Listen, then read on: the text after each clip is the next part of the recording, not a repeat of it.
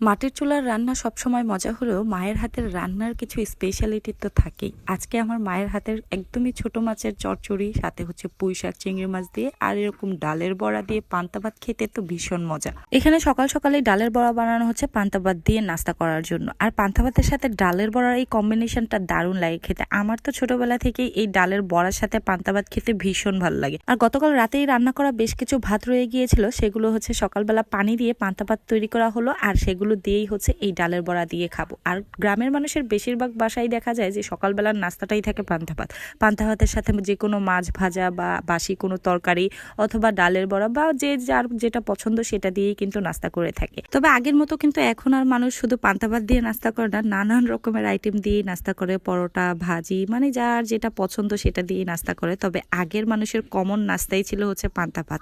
একটা গৃহস্থ পরিবারে দেখা যেত অনেক বেশি পরিমাণে ভাত রান্না করা হতো। সকালবেলা যে ভাতগুলো থাকতো সেগুলো দিয়ে পান্তা ভাত তৈরি করে অনেক রকমের আইটেম দিয়ে খেত। বিশেষ করে ভর্তা, তারপরে এই ডালের বড়া, মাছ ভাজা, এই টাইপের খাবারগুলো দিয়ে না তারা অনেক বেশি এনজয় করতো সকালের নাস্তাটা। আর আমার কিন্তু পার্সোনালি পান্তা ভাতটা খুবই পছন্দ, তাই বাসায়ও আমি যখন একটু বেশি পরিমাণে ভাত থাকে তখন এই ডালের বড়া বানিয়ে পান্তা ভাত দিয়ে খাই। আর আজকে বাজার থেকে না একদম ছোট ছোট কিছু বেলে মাছ আনা হয়েছে, দেখতে অনেকটাই কাচকি মাছের মতো। আর এই ছোট মাছগুলো হচ্ছে মা একদমই চচ্চড়ি রান্না করছে, যেটা খেতে খুবই মজা হয়েছিল। আর দেখেই তো মনে হচ্ছে অনেক বেশি মজা, তাই না? আর আমার মায়ের হাতের এই ছোট মাছের তরকারিটা না আমাদের বাসার এবং আমাদের সবাই খুবই পছন্দ করে। আর এই তরকারিটাতে না একটু বেশি পরিমাণে ঝাল দিয়ে তারপর একদমই ঝোলটা কমিয়ে শুকনা শুকনা করে লাস্টে একটু জিরা গুঁড়ো দিয়ে রান্না করে, যেটা খেতে খুবই মজা হয়। আর তরকারির লুকসটাও দারুণ হয়েছে। এদিকে তরকারি রান্না শেষে এখন হচ্ছে পুঁই শাক রান্না করা হচ্ছে চিংড়ি মাছ দিয়ে, আর পুঁই শাকের সাথে হচ্ছে কিছু আলুও দেওয়া হয়েছে। আর পুঁই শাকগুলো না একদমই ফ্রেশ আর তরতাজা ছিল। গ্রামে আসার মজাই হচ্ছে এখানে একদমই ফ্রেশ শাকসবজি পাওয়া যায়।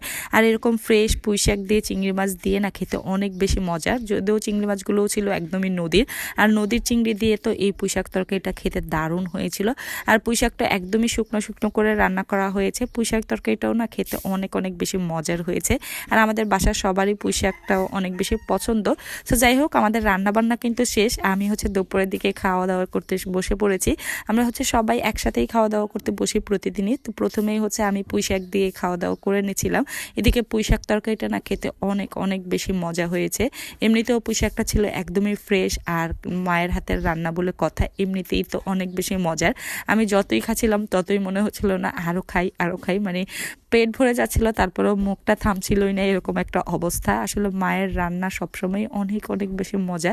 তো এই তো আর কয়েকটা দিন আছি, মায়ের হাতের রান্না যে কয়েকদিন আছি খেয়ে নেই, তারপর তো চলেই যাব। তো যাই হোক, আমি এখন আরাম করে খেতে থাকি। আর আজকের ভিডিও থেকে এখানেই বিদায় নিয়ে নিচ্ছি। আপনারা সবাই অনেক বেশি ভালো থাকবেন, সুস্থ থাকবেন। আল্লাহ হাফিজ।